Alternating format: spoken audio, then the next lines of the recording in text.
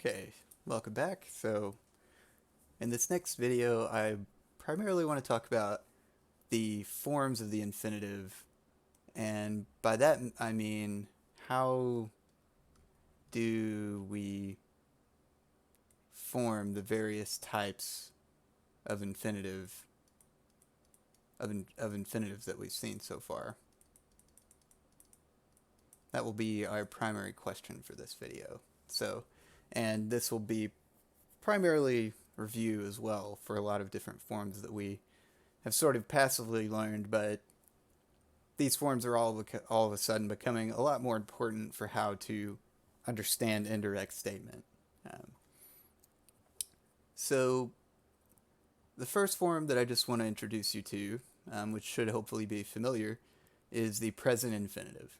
So this is our second principal part. It's really quite simple. For this verb, amo, since it's a first conjugation verb, it's just that second principal part. This is a definitional form that you learn when you learn a verb. So hopefully that idea is pretty familiar to you at this point. But we also have a passive infinitive, which is somewhat different, but still fairly similar.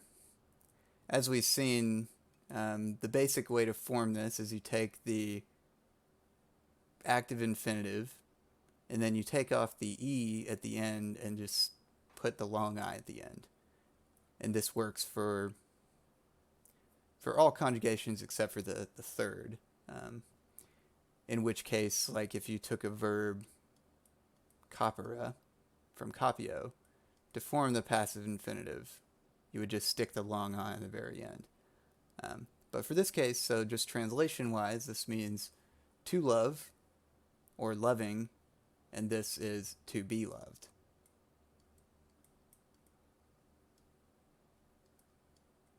So those are the basic ideas there. But we also have, this is essentially how our present system works, but we also have a perfect and future infinitive as well, which you might not be that familiar with.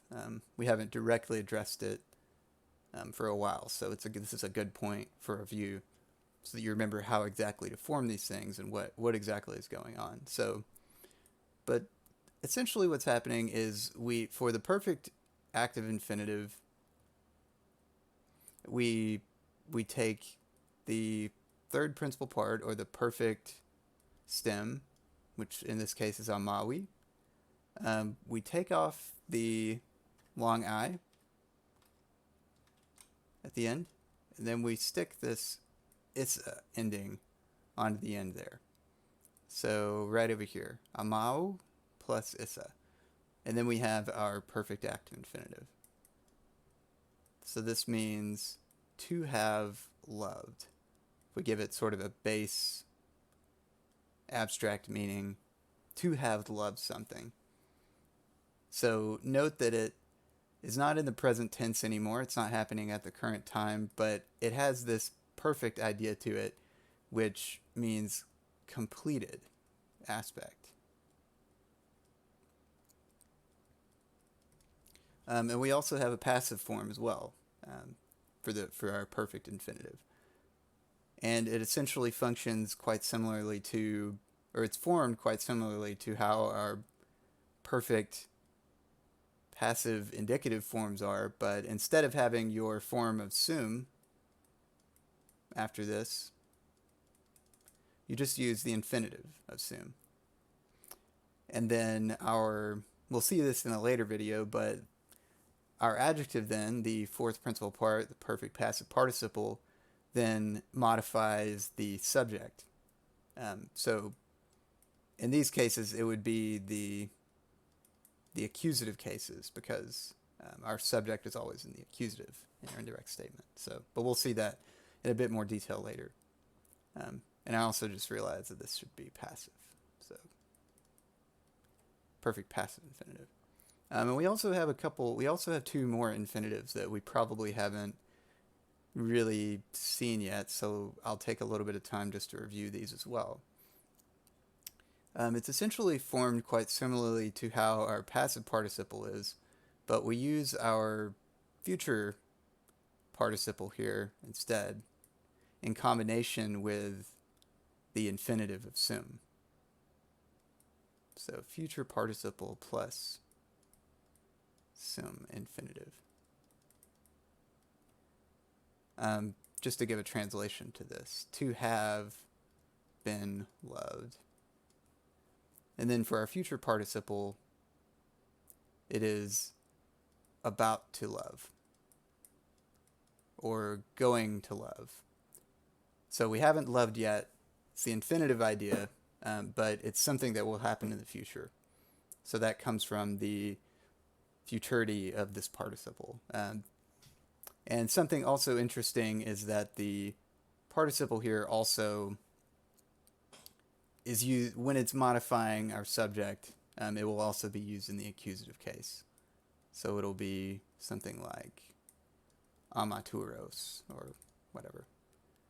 And then finally, we also have a future passive participle, which is really quite rare, but it is also a credible form, so we'll just take a quick look at it. And it's essentially, the way it's made is the supine, which is just the straight fourth principal part in the accusative case there, and the present passive infinitive of ao. So recall that the active infinitive of ao is ira, and then to form the passive, we take out the e and put the long I at the end. So that's how we get that. And then the basic translation of this is about to be loved. So that is essentially how we form all six of our different types of participles, all six of our different types of infinitives, I'm sorry. These 5 are primarily the ones you want to focus on, but it is important to just understand basically how the future passive infinitive is formed as well. So hopefully that was helpful to you. In the next few videos, we'll be talking a little bit more about how exactly these forms are used in indirect statement. So thank you.